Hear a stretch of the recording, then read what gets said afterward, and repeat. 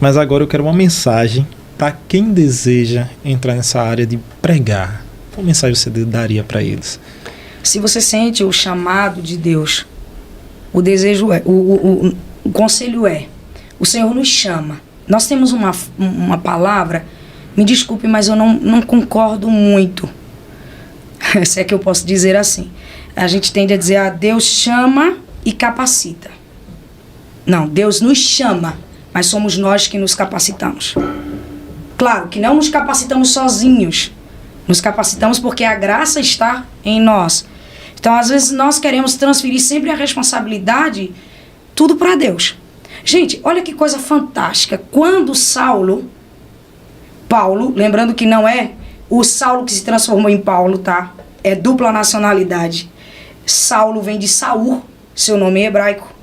E Paulo é um nome grego, significa pequeno. Faz sentido. Saul, exaltado, grande. Paulo, pequeno. Ele tem dupla nacionalidade, ele é judeu, nascido da tribo de Benjamim, mas ele vai nascer na Sicília, em Tarso. Então ele tem dupla nacionalidade. Mas o que chama a minha atenção é que quando ele se converte, quando a gente lê o texto, parece que rapidinho já tinha se tornado o maior pregador, o maior apologeta, o maior conferencista. Paulo passou 14 anos no anonimato.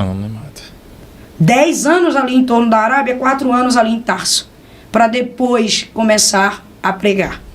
Veja, estamos falando de um fariseu.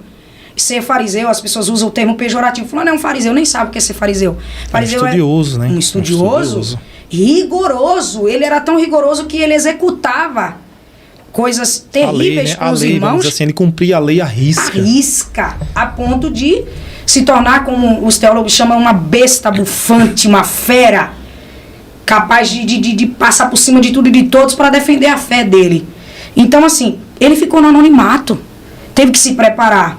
Então, este é o problema. Tem um problema, a igreja está pegando muitos artistas, os famosinhos que vêm do mundo, e não discipula.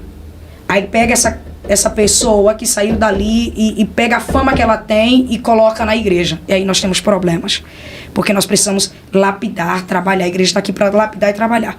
Nós temos pessoas que têm chamada, que Deus tem algo especial na vida dele, mas ele não quer sentar para aprender. Ele não vai para o culto de doutrina ouvir o pastor. Ele não vai para a escola dominical. Ciclo de oração, né? Ciclo de oração. Ciclo de oração. Com a facilidade da internet, o que mais se tem é cópia de sermões, de falinhas, de contextos descontextualizados. E as pessoas vão formando seus conceitos sem passar pela prensa. Gente, comprar azeite é diferente de ir para a prensa. A prensa vai ter que ter tempo e vai ter que moer a azeitona. Vai ter que fazer a separação do azeite. Mas comprar você até compra. Mas tem um detalhe, vai chegar tarde e não vai poder entrar nas bodas. Então fica... É como você está dizendo assim, aí a gente até assiste, né? Com a internet hoje a gente assiste pregações. No passado, meus 15 anos, era o DVD. Sim. Aí eu costumo até dizer assim, a marmita também alimenta, mas muitas das vezes vem estragada. Tem que ter tomar cuidado. Tem muitos vídeos no YouTube que... Nossa, o arrumadinho é perfeito, gente. O trocadilho é assim, fora do sério, mas não tem base bíblica. Então a gente precisa ir... olhe, toque no texto. Sabe? Tenha a Bíblia marcada, tenha livros marcados, toque no texto, tenha cheiro de letra, de papel na sua mão. Isso vai fazer a diferença. Escreva o sermão. É comprovado que quem escreve, mais de 70% do que escreve está aqui, ó. Deixa tanto o digitado aqui, vai para escrita. Faz doer o dedo escrevendo, faz calo se preciso for. Mas tenha contato com o texto. Isso vai fazer toda a diferença na sua vida. E acima de tudo, não faça barganha. Não faça troca para que portas se abram. Portas que os homens abrem, eles fecham e fecha mesmo. Mas porta que Deus abre, ninguém fecha. Você pode não ter nome, nem codinome, nem sangue azul, não ter parente, nem aderente. O berço não foi de ouro. Você pode não ter, como é a história lá das era nem beira, né? Que eram a beira das casas, né? Identificava o status social daquela pessoa. Você pode não ter nada disso. Mas se você espera o tempo, Kairos, realizar-se no crono, tenha certeza. Deus vai fazer você chegar. E, gente, não fique esperando o esplendoroso, o grandioso. Valorize cada igreja que você vá. Tem pregadores que é triste dizer isso, que eles selecionam a mensagem de acordo com a quantidade de pessoas que tem na igreja. Não, essa aqui eu não posso entregar aqui, eu vou entregar naquele congresso. Não, às vezes a mensagem é direcional e você deixou alguém, não entregou o que alguém precisava receber. Por conta da sua vaidade. Então não é sobre isso. Falando nisso, eu tive a oportunidade, hoje estamos como presbítero, né? Eu costumo não usar o termo sou, desse servo sou. Eu gosto de usar eu estou. Estamos como presbítero e tivemos a oportunidade de ministrar uma vez numa congregação que o dirigente ficou com vergonha. Ele, rapaz, hoje eu marquei, só tem 5 pessoas. Eu, irmão, a mensagem é de Jesus, ele já deu, deixe fluir. Verdade. Alguém aqui está precisando dela. E a gente está ali para fazer obra. Sim. E a gente sabe que tem pessoas que realmente ela se frisa, vamos dizer assim, é justo o obreiro do seu salário, a Bíblia fala sobre isso, mas tem pessoas que se frisam, não, só vou se você der isso, só vou se você... Eu disse, aí você foge totalmente da Bíblia, não consegue trazer uma mensagem, vamos dizer assim, não cumpriu o ID, né? Tem tantos, para agora assim, para uma mensagem sua direcionada aos nossos ouvintes, que estão nos acompanhando.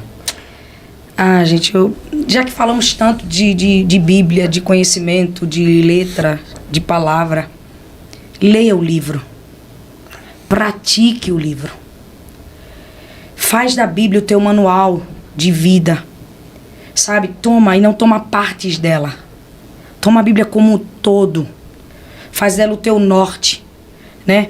Já dissera Apolinário, a Bíblia, ela revela o caráter de Deus, o estado caído do homem.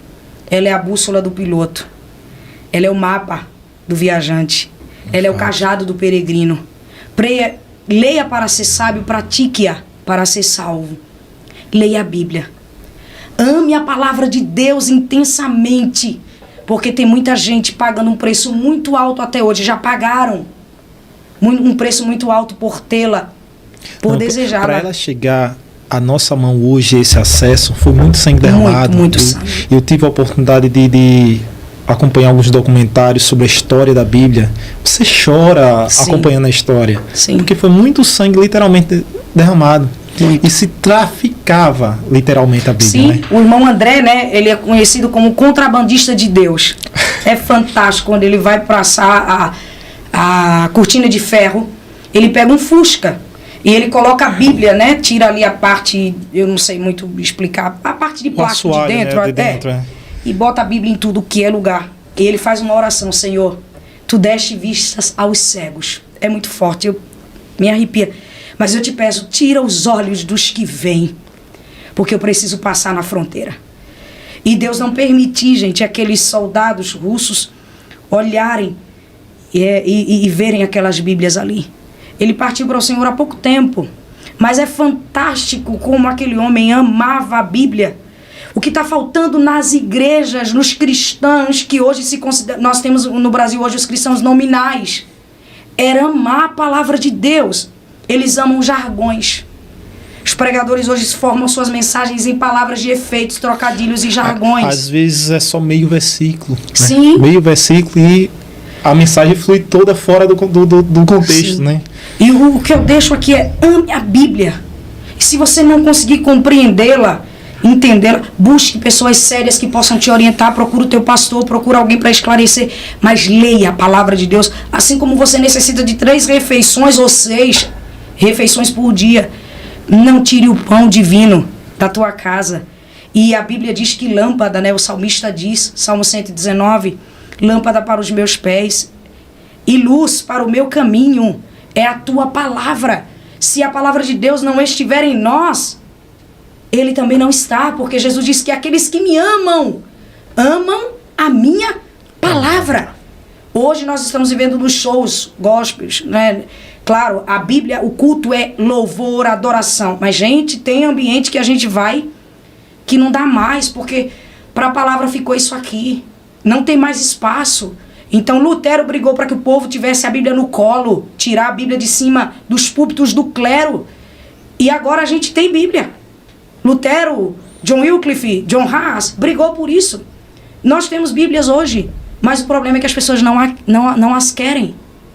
Então nós precisamos ler e praticar as Escrituras. Assim você vai alcançar todas as benevolências que Deus tem para a sua vida e a mais suprema, a salvação. Amém. Agora falando assim nessa juventude tão acelerada, que é tudo no momento, que é tudo por agora, né? A gente chama de juventude do já, mas a oração tá ficando escassa. O que você poderia trazer assim para eles com relação à oração? Que a gente falou da palavra, da Bíblia, que é muito importante e fundamental. E a oração? Olha, eu costumo dizer que nós estamos vivendo uma geração miojo. A geração do macarrão instantâneo. Você coloca no micro-ondas, 3 minutos ele está pronto. Ele tem cheiro de comida, chama. Mas não é comida. Não nutre, né? Se a pessoa comer só miojo, morre. Vai ter um monte de problema, né? É verdade. O sódio, enfim, não vou entrar aqui nos pormenores. Não é nem para falar o miojo, né? O macarrão instantâneo, né? Isso. É até antiético citar a marca em si. O que quero dizer aqui é que nós precisamos aprender a ler a Bíblia e crer nela. Se ela diz que há um tempo para todas as coisas, é porque há um tempo. Mas, Sara, você está dizendo isso hoje. Gente, nunca foi fácil e não é fácil esperar. Não é fácil, tá? Esperar, ter a paciência gerada, como a palavra do Senhor diz, não é fácil, mas ela é necessária. E eu digo uma coisa, construir um caminho onde você espera em Deus, através da oração e crendo que o Senhor vai te conduzir, ele é tranquilo, ele é leve. Mas o que está faltando na geração atual é relacionamento. As pessoas querem relação. Eles se relacionam com Deus. É uma relação temporária de pergunta e resposta. É uma conversa rápida, né? Sim. Não tem intimidade. Ação, efeito e é isso que eu quero. O fast food gospel. O plim, plim, plim, o abracadabra. Aí Albert Einstein diz, Deus não joga dados. Deus trabalha com propósito e de propósito.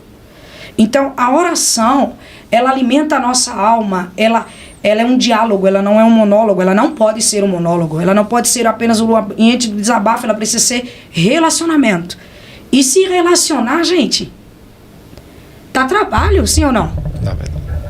Você tem que aprender a perdoar, você tem que aprender a estar nos dias bons, ruins, você tem que aprender a lidar com um monte de emoções. Claro que Deus, aqui, quando eu me refiro a Deus, não tenho que se comparar, porque Ele é perfeito, Ele é santo, soberano, não erra, imutável. O problema está do lado de cá. O problema é sempre nosso, a conta ruim é sempre nossa. Verdade. Mas é Ele nos lapidando, e é na oração, é na espera, no processo do aperfeiçoamento.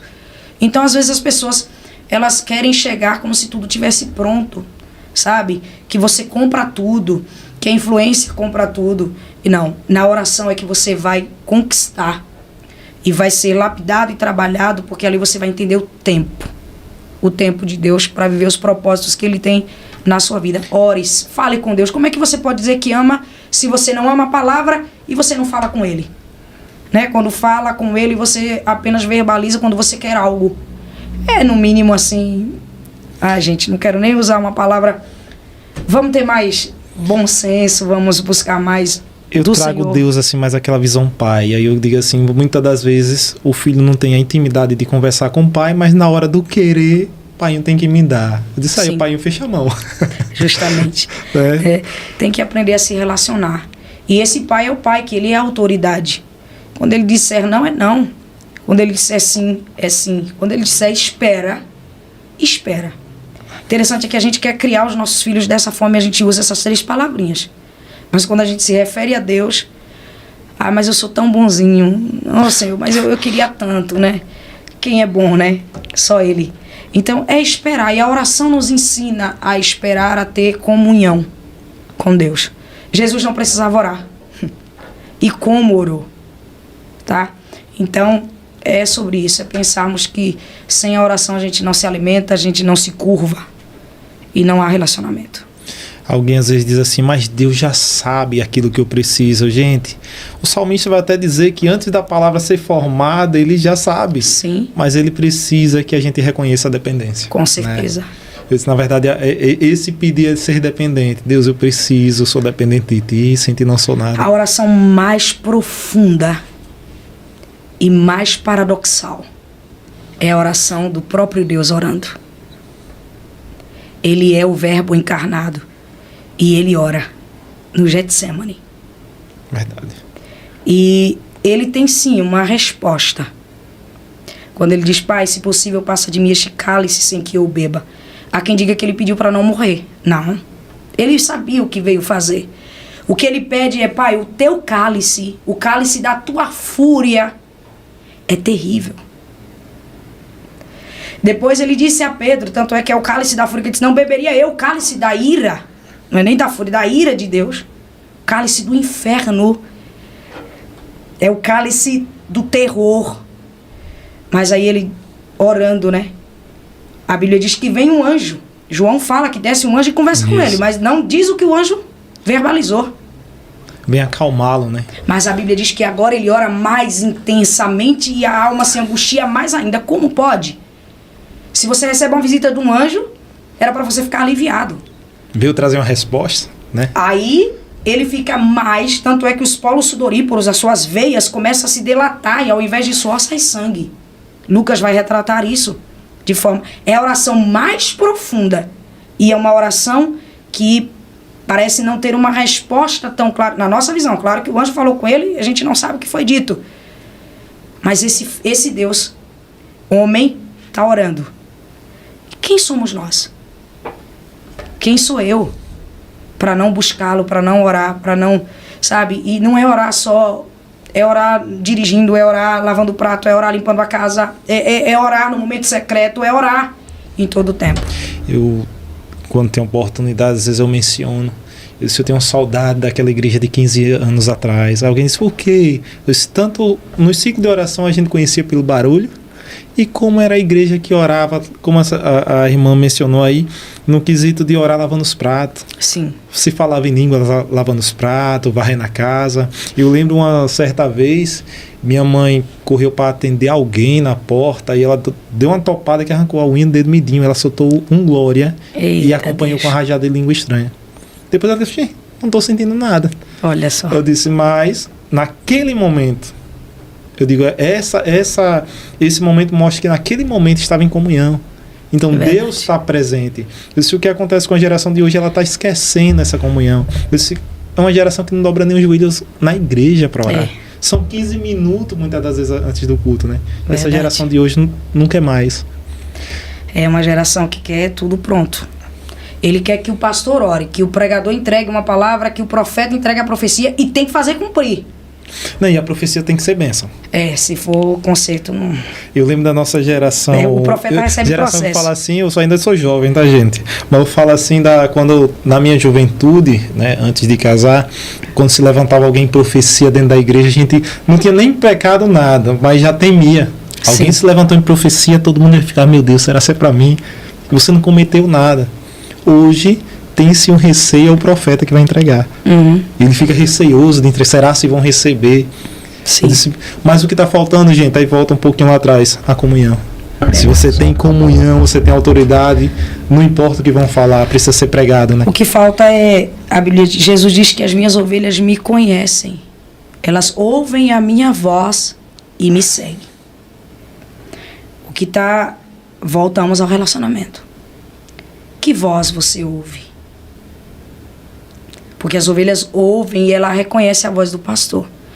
O que está faltando é reconhecimento da voz. E eu só reconheço a voz quando eu me relaciono. Tem que estar perto. Tem que ser perto. Tem que estar perto. Você conhece o sotaque, você conhece a forma de... Peraí. Tanto é que quando veio o trote, você... Peraí, essa não é a voz do meu esposo, essa não é a voz do meu filho.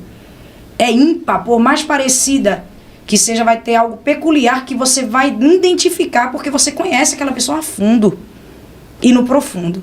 O que está faltando na atualidade é reconhecimento de voz.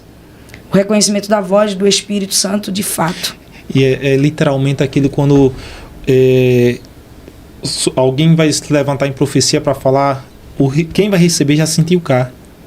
Há a intimidade dos dois lados. Sim. Né? Não, eu estava desatento no culto... Quem profetizou tinha intimidade, ou você estava íntimo para sentir, né? Hoje está faltando essa escassez, mas como já foi falar aqui, se falta a Bíblia e falta a oração. Nós temos uma geração, e eu me preocupo muito, Jesus volta logo, Maranata, porque a geração dos meus filhos, Eu me preocupo também, eu fico como vai ser daqui para frente, né? Quem vai ensinar? As tias, quando eu criança, as tias nos ensinavam a buscar o batismo com o Espírito Santo. Eu tive a oportunidade de discipular alguns jovens para o batismo e eles não conheciam o que era o Espírito Santo. Tá como Apolo, né? Você já ouviu falar? Não, eu ouvi falar, eu não conheço, eu nunca nem ouvi falar sobre. Então nós voltamos para a base. Qual é a base? Conhecimento da palavra de Deus. Lê Bíblia, gente. Lê a palavra de Deus, tá? Ela é a palavra que foi revelada. Cristo é a palavra que tabernaculou. Então, se não tiver Bíblia, meu irmão, cuidado com esse ambiente que você frequenta que não tem Bíblia. Você está correndo um sério risco. E aí aqui abre-se um parênteses, não é ler um versículo. Não. É ter conteúdo. Sim. Né? Estamos chegando aqui aos momentos finais. E eu quero agradecer aqui também com a Amor Cake, né? Na pessoa da minha esposa, que preparou esse carinho, esse mimo da senhora. Muito obrigado. Quem vai gostar é umas criancinhas que tem lá em casa, viu? Eita, Emanuel, que quando vê um bolo mesmo, quando não termina, ele não acaba. Muito obrigado, Deus abençoe. Eu quero agradecer a oportunidade, né? Mais uma vez agradecer a pessoa do Alan, que nos atendeu de pronto, né? Que nos proporcionou esse momento ímpar. E mais uma vez eu falo, gente, adquira o livro. O lançamento dele vai ser dia 20/7, às 19h30, tá? Na IADJAP, subsede, Rua A13, número 196, no Marcos Freire 2, Socorro, Sergipe, ao lado do Colégio SEMI, tá? Entre em contato com ela pelo Instagram dela, você consegue também achar o endereço para se localizar melhor. A gente finalizando, eu vou pedir a senhora fazer uma oração por nós, por nossos ouvintes, por esse projeto, porque até nosso podcast foi um projeto de 6 anos guardado. E a gente iniciou para a glória de Deus. Então, vou pedir que a senhora faça uma oração para quem está nos acompanhando até agora. Eu quero agradecer, né, ao Júnior Falcão, todo o estúdio aqui. Deus abençoe grandiosamente pela oportunidade e o privilégio de poder ter esse bate-papo. Convidando você, mais uma vez, a nos seguir no Instagram, Sara Danit Oficial. E também se inscrever lá no canal. Tá? É importante que você...